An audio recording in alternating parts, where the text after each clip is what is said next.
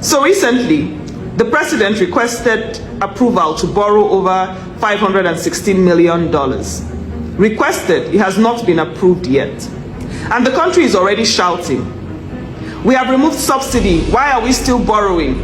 Well, that question is loud, but it is not complete because you only stopped at the headlines. That request, the Sokoto-Badagry Highway, a movement from the far north straight to the Atlantic, a spine across the entire country, moving goods, moving people, opening up economic flow. That is not decoration. That is infrastructure that outlives administrations. That was the same way you reacted to the Lagos-Calabar Coastal Road. Wrong priority. Why now? Fix electricity first. Yet today, the same state and the same space, Lagos, is feeling and benefiting the positive impact of that project. Now listen, the removal of fuel subsidy did not make Nigeria rich. It only stopped one major expense. It didn't even create surplus. It just created space. Because this country still carries existing debts, low revenue, ongoing obligations. So yes, the financial pressures did not disappear overnight. And I understand. We agree that there are lapses. There are questions around transparency. There are concerns about execution. Those are valid concerns. But here's the shift. We keep asking, why are we still borrowing? Instead of asking, what exactly is this borrowing for and will it be delivered? Those are two different questions with two different outcomes. One creates noise, the other creates accountability. And if you keep staying in noise, decisions are moving without you. So let's shift. Let's know the projects. Let's track the process. Let's demand results. Because when people know that we understand what this is for and that we are watching it, systems don't move carelessly anymore. But if all we do is outrage, then they may hear you a few lucky times, but you will never be taken seriously. I also need to say that this country, Nigeria, is not waiting for 2027 to move. Decisions are being made now. Money is being positioned now. Structures are being shaped now. So if we keep ignoring today in anticipation for the 2027 elections, we're going to end up inheriting a tomorrow without influence. Again, I'm saying that the removal of subsidy did not enrich Nigeria. It exposed it. And exposure demands responsibility. Borrowing is not a failure. Misusing it is. And ignorance makes it so easy. Thank you.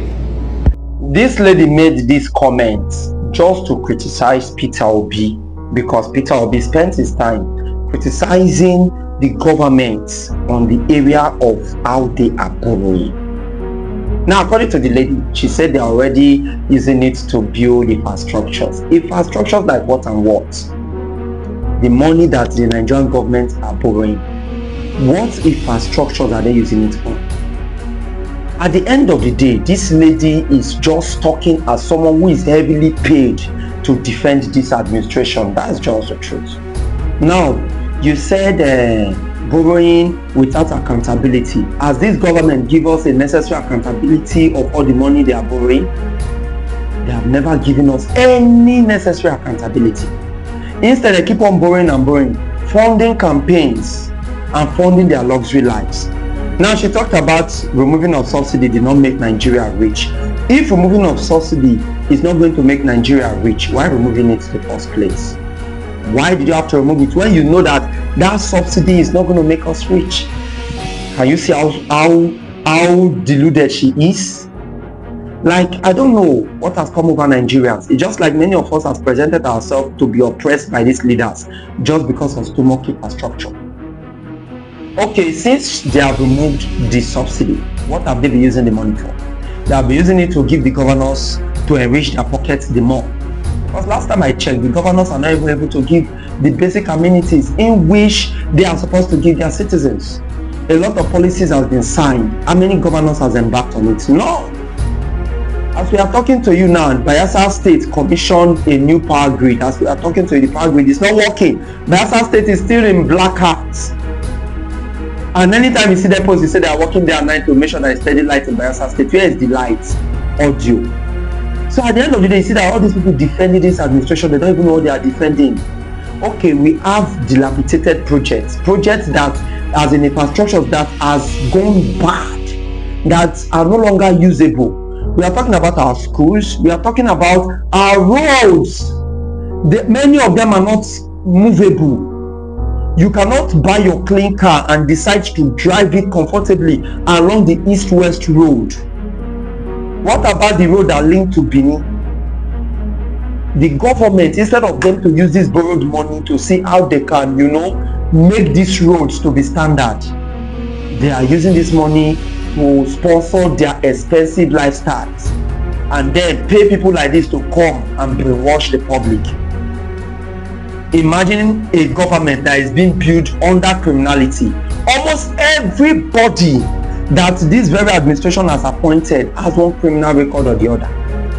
And you are there saying that they are doing like this. So we should move on with this kind of economy. I listened to the Minister of Finance when he was talking that Nigerian economy was in a time bomb, and the policies that were created by this administration managed to rescue the old economy. Are you serious? Are you serious? Did you really took the right pills before coming out to discuss that rubbish out of your mouth? No, let's be honest. Let's just relax and be honest. Nigeria economy was far bad before, and it was this policy that make it very okay. Dollar to be 1,500, to naira. Are you kidding us? Fuel above 1,000 naira. Are you okay? And you say policies made this whole thing to be like this, and you say we should applaud this government. Was it what Bola Ahmed Tinubu promised us? He said agbado, ewa. Even the ewa and agbado, we are not even seeing it, honestly.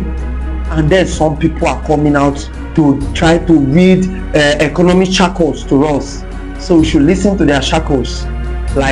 Oh my God. See, some people are funny when they want to say things, when they want to do things they don't think. Like this lady now, she needs a therapy. Oh yes, because she's suffering from stomach congestion. As in, her stomach has been congested with a lot of funds being given to her by this present administration. So she no longer know how to control her lips. If you go and watch the real video, she even installed Peter Obi's picture there as a tool of mockery. I beg your pardon. Every nation, let me not say every nation, many nations borrows, but when you go to the nations, you will see what they are using the borrowed money for. Nigeria borrows just to sponsor governance, nothing else. And you say we should applaud that kind of government system, that kind of leadership. No, now we are going to criticize this leadership until they leave office. Who am I? I am just the bitter truth, no time.